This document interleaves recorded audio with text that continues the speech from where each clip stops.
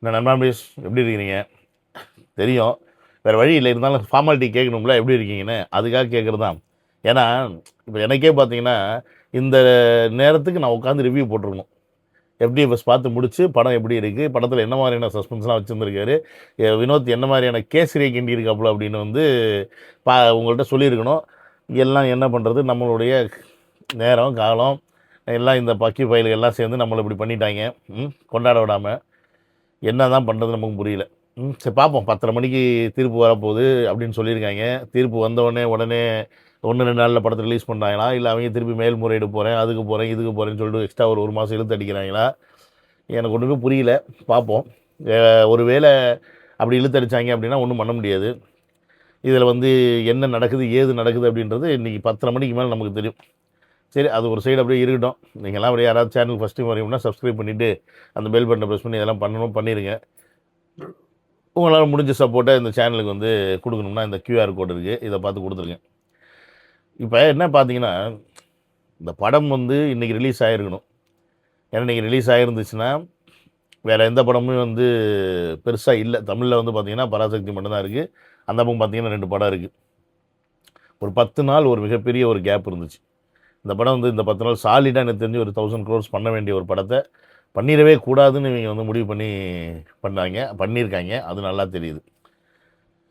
இது பிஜேபி பண்ணிச்சா, இல்லை இந்த பக்கம் திமுக பண்ணானா, இதெல்லாம் ஒரு பக்கம் வச்சுட்டு வர வச்சாலும் இந்த திரைத்துறையிலேருந்து யாருமே தளபதிக்கு சப்போர்ட் பண்ணலை அப்படின்ற ஒரு ஆதங்கம் இருந்துச்சு. அந்த ஆதங்கத்துக்கு கொஞ்சம் தீனி போட்ட மாதிரி ஒரு சில பேர் இப்போ வந்து தளபதிக்கு பயங்கரமாக சப்போர்ட் பண்ணியிருக்காங்க. அதில் வந்து முக்கியமாக நம்ம சொல்லணும் அப்படின்னா வந்து சிம்பு. ஃபஸ்ட்டு சப்போர்ட் பண்ணது வந்து பார்த்திங்கன்னா அஜய் ஞானமுத்துன்னு அந்த டைரக்டர், அவர் தான் வந்து சப்போர்ட் பண்ணியிருந்தார். அவர் வந்து சப்போர்ட் பண்ணியிருந்தாருன்னா அது எப்படின்னா ஒரு ஒரு ஒரு ஒரு படத்தோடைய டைரக்டராக நீங்கள் ஒரு படத்தை நீங்கள் முடக்கிறது சரியில்லை, ஒரு வியாபாரம் பாதிக்குது அப்படின்ற மாதிரி ஒரு தொலைநோக்கு பார்வையோடு அவர் சப்போர்ட் பண்ணியிருந்தார். இந்த உள்ளார்ந்து சப்போர்ட் பண்ணுவாங்கள்ல, மனசுலேருந்து. எப்படி நம்ம வந்து தளபதி படத்தை வந்து கொண்டாடுறோம், செலிப்ரேஷனாக எமோஷனாக பார்க்குறோம், அந்த மாதிரி ஒரு எமோஷன் ஃபீலிங் வந்து சிம்பு கிட்ட இருந்துச்சு. அவர் வந்து சொன்னது பார்த்திங்கன்னா, எப்போ எப்போ இந்த படம் உங்கள் படம் வருதோ அன்றைக்கி தான் வந்து எங்களுக்கு பொங்கல் அன்றைக்கி தான் அப்படின்ற மாதிரி ஒரு எமோஷ்னலாக அவர் வந்து பேசியிருந்தார். அதுக்கப்புறம் வந்து ஜெயம் ரவி பேசியிருந்தாப்புல, ஜெயம் ரவி ட்வீட் போட்டிருந்தாப்புல. இந்த மாதிரி ஒரு சில பேர் வந்து கார்த்திக் சுப்புராஜ் அவர்லாம் வந்து சப்போர்ட் பண்ணி ட்வீட் போட்டிருந்தாங்க. ஈவன் நம்ம மொட்டை சத்யராஜ் இருக்கார்ல, அவன் மயம் கொண்டு சப்போர்ட் பண்ணி போட்டிருந்தாப்புல, அண்ணா நீங்கள் வர்ற அன்றைக்கி தான் பொங்கல் அப்படின்னு. ஸோ இவங்கெல்லாம் வந்து ஓரளவுக்கு எப்பயுமே தளபதிக்கு வந்து சப்போர்ட் பண்ணிகிட்டு இருக்கவங்க தான். அதில் சிம்பு வந்து எப்பயுமே அந்த ஒரு கேட்டகரி வந்து எப்பயுமே வந்து சப்போர்ட்டில் இருக்கக்கூடிய ராஜேந்தர்லாம் வந்து சப்போர்ட்டில் இருக்கக்கூடிய ஒரு நபர் தான். அவங்களாம் வந்து சப்போர்ட் பண்ணியிருக்காங்க. ஸோ இவங்கெல்லாம் வந்து பண்ணிட்டாங்க. இன்னும் நிறைய நடிகர்கள் வந்து இதை பற்றி எந்த கருத்தும் கிடையாது. உச்ச நட்சத்திரங்கள் எல்லாம் வாயை மூடிக்கொண்டு எனக்கு என்ன சும்மா இருக்காங்க, தயாரிப்பாளர்கள் சும்மா இருக்காங்க, இயக்குநர்கள் சும்மா இருக்காங்க, சங்கங்கள் சும்மா இருக்குது, இதெல்லாம் எதுக்கு இருக்குன்னு தெரியல, கேட்டால் சென்சார் போர்டு அவங்க கரெக்டான வேலையை தான் பண்ணுறாங்க அப்படின்ற ஒரு பாயிண்ட் எடுத்து வைப்பாங்க. ஓகேங்களா, இருங்க லைட்டாக குடிச்சுக்கிறேன். ஸோ அப்படி இருக்கும்போது இப்போ யாருமே எதிர்பார்க்காத ஒரு ட்விஸ்ட் என்னன்னு கேட்டிங்கன்னா, காங்கிரஸ் எப்படா கலந்துட்டு வந்து தமிழக வெற்றி கழகத்தில் சேருவோம் அப்படின்னு சொல்லி காத்துக்கிட்டு இருக்காங்க.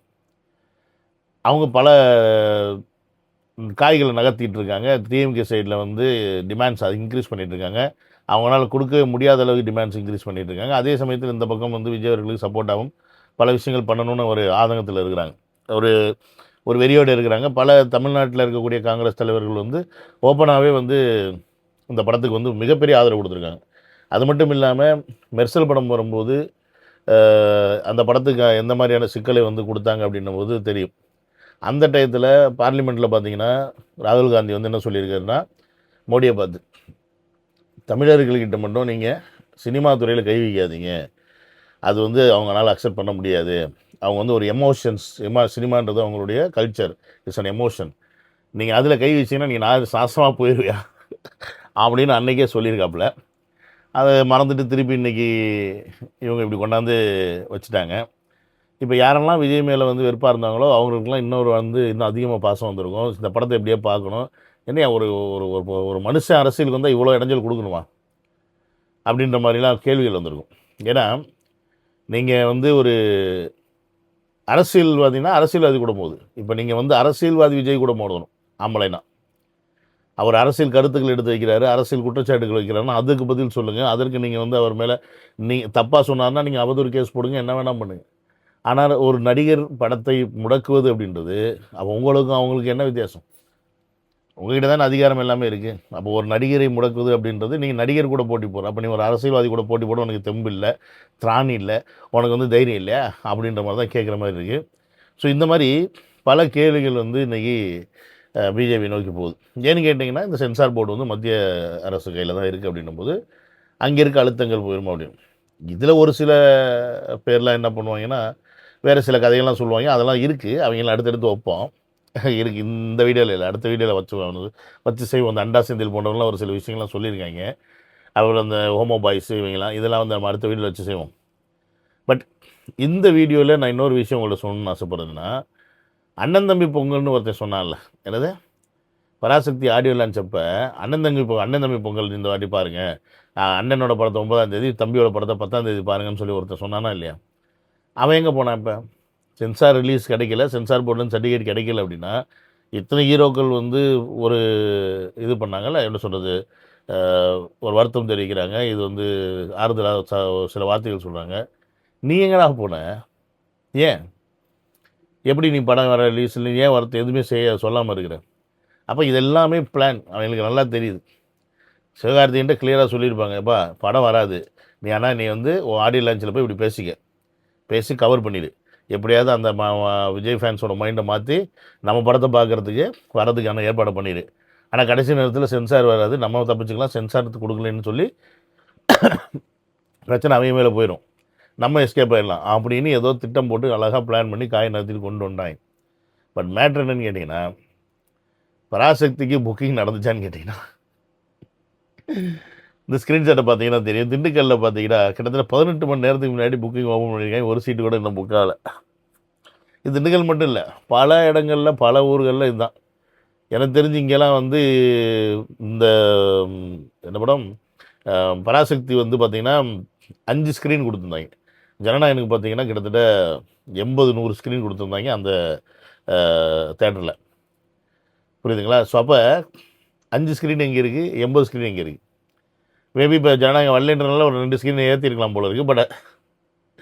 பட் இங்கே எப்படின்னா, இங்கே என்ன பண்ணுறாங்க, இப்போ நீங்கள் ஜனநாயகனை போய் கேன்சல் பண்ணிட்டு வாங்குறோன்னு வச்சுங்களேன், அவங்க தேட்டரில் என்ன கேட்குறாங்கன்னா, will you go to for Parasakthi அப்படின்றாங்க. போடா அந்த படத்துக்கு ஏன்டா போகிறது அப்படின்ற மாதிரி மனநிலைக்கு நம்ம பசங்க வந்துட்டாங்க.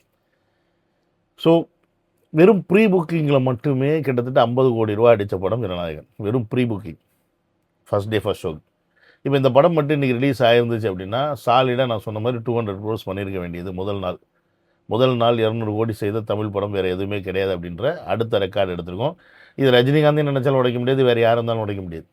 ஸோ இவங்களுக்கு எல்லாம் என்னென்னா, இப்போ வந்து விஜய் செய்த ரெக்கார்டை வந்து உடைச்சது வந்து ரஜினி வந்து இதை உடைச்சிட்டாரு, ரஜினி ஜெயிலில் இல்லை அதை பண்ணிட்டாரு, ரஜினி வந்து இதில் இதை பண்ணிட்டாருன்னு சொல்லிட்டு ஏதோ ஒரு பிம்பத்தை கட்டமைப்பாங்க. அதுக்குள்ளேயே தான் அந்த சுற்றி அந்த சண்டைக்குள்ளேயே வச்சுக்கிறதுக்கான ஒரு வேலையை பார்த்துருந்தாங்க. யாருமே டச் பண்ண முடியாத இடத்துக்கு ஒருத்தர் போயிட்டாருன்னா என்ன பண்ண முடியும் அப்படின்ற கேள்வி. இந்த இடத்துல ஜனநாயகன் படம் அப்படி யாருமே டச் பண்ண முடியாத இடத்துல போய் நிற்கிது. அதனால தான் இவங்களுக்கு இவ்வளோ பயம். இது வந்து எப்படின்னா, விஜய் அவர்களை இதை வந்து கன்வின்ஸ் பண்ணுறதுக்கோ கண்ட்ரோல் பண்ணுறதுக்கோ விஜய் அவர்களை வந்து தன்னுடைய கட்சியில் சேர்க்கறதுக்கான அந்த வேலை கிடையாது. விஜய் அவர்களின் இந்த படம் ரிலீஸ் ஆனால் 1000 கோடி அடிக்கும் அப்படின்றது கன்ஃபார்ம். அந்த 1000 கோடியை தொற்றக்கூடாது, முதல் நாள் 200 கோடி வசூலை தொற்றக்கூடாது அப்படின்ற ஒரே காரணத்துக்காக இவ்வளோ வேலை செஞ்சுருக்காங்க. இதுதான் என்னுடைய அனலைசேஷன். ஏன்னா அவங்க மிரட்டி கூட்டிகிட்டு போகிறதோ இல்லை இவங்க மிரட்டி அது நடக்காத காரியம்னு எல்லாருக்கும் தெரியும்.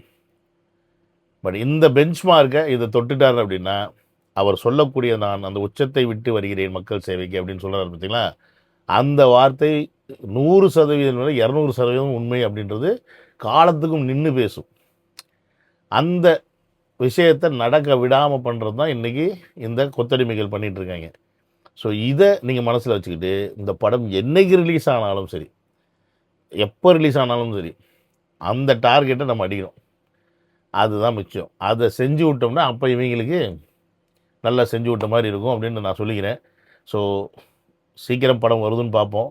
வந்தால் சந்தோஷம், வரணும் அப்படின்றது சொல்லி இந்த வீடியோ முடிச்சுக்கிறேன். See you on another video. Love you all. Take care. Bye.